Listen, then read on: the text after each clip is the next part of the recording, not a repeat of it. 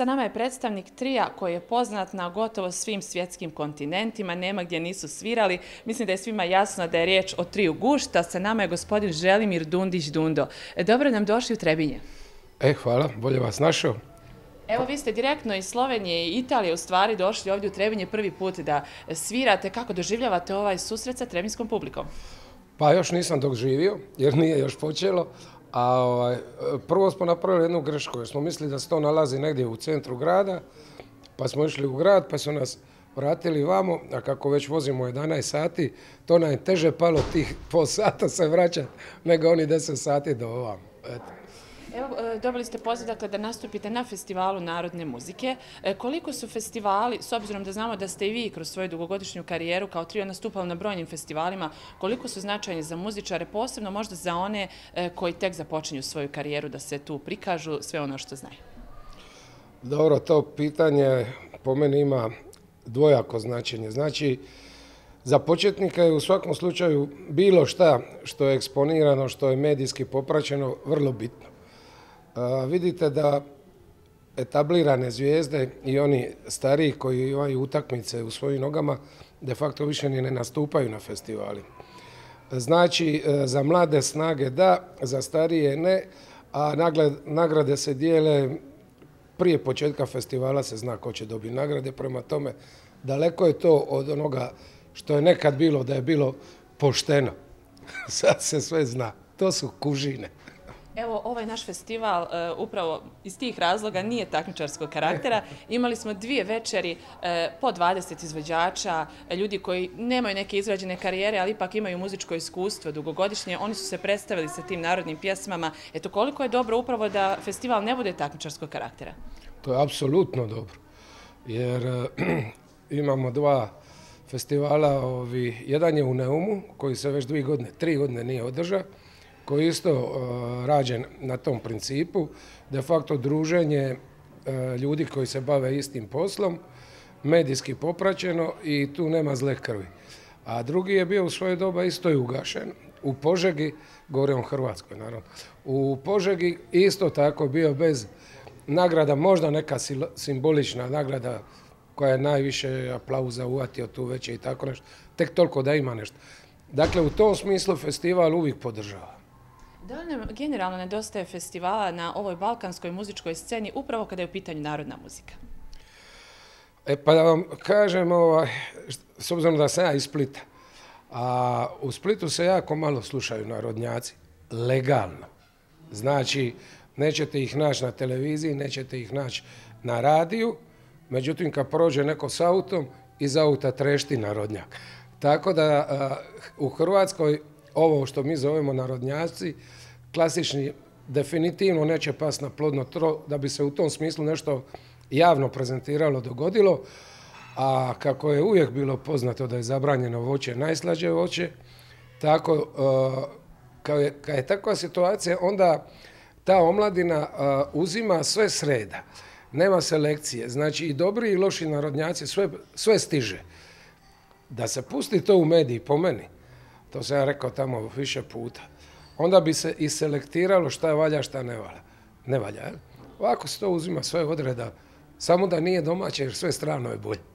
Evo ovdje konkretno na ovom našem festivalu upravo izvode se hitovi velikih legendi narodne muzike koji više nisu među živima. Ipak se pravila neka selekcija. Koliko je to dobro? To je apsolutno dobro. Dapače, trebalo bi raditi selekciju i sa novim pjesmama. Da ti žiri budu sastavljeni od eminentnih i izvođača i kompozitora. I da oni stvarno naprave jednu zdravu selekciju, da se ne provlači neki šundovi i te stvari. Znači, apsolutno sam za selekciju.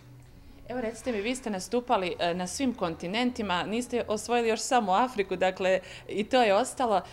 Koja je razlika u mentalitetu ljudi, dakle, u inostranstvu i ovdje na Balkanu? Da li su možda, pošto vi ste poznati, pravite odličnu zabavu, da li su možda Balkanci ipak najveseliji narod ili ne?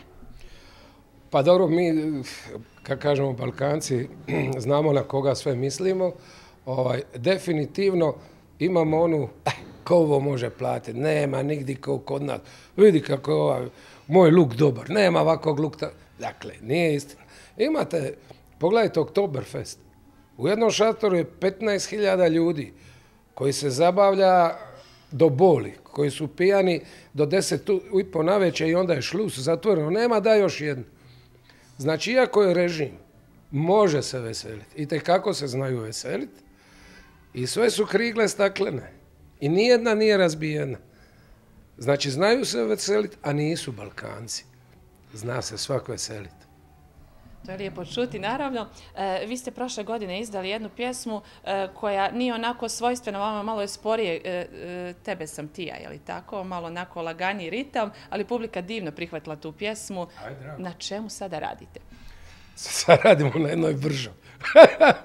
A uvijek, kad nekome padne ideja ili nas nazove neki kompozitor, ne moramo mi pisati, pa mu se učini da bi to moglo biti za trio gušt, onda nam to pošalje, pa mi, evo sad obično se to na jesen radi, jer liti svi zujimo, brujimo, pjevamo, tralalala, ali na jesen evo imamo spakovano jedno 3-4 komada, pa ćemo polako, kao otpadnu ove gaže, uvatiti malo vremena i ući u studiju. Ima 2-3 koje će sigurno isplivati.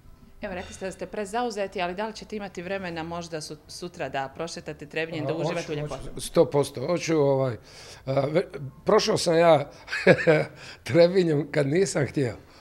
Kad sam išao u Crnu Goru, u Podgoricu, još su trajale one mjere covida i kod nas su rekli da traje ona dozvola, onaj papir 6 mjeseci nakon prelažanog ili cijepljenja.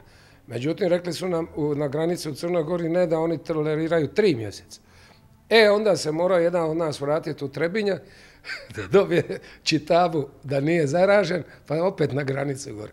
Znači, vidjeli smo Trebinje što nismo htjeli, a danas ćemo ga vidjeti jer hoćemo da ga vidimo.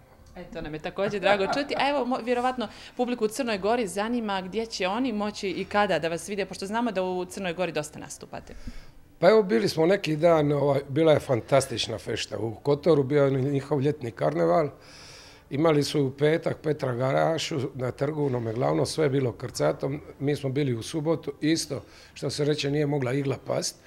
Oni to stvarno znaju organizirati i dobro napraviti. I mislim, nešto se šuška, nakon malo duže vremena izgleda da će opet biti početkom 10. mjeseca u Budvi ona noć Šaruna, jel?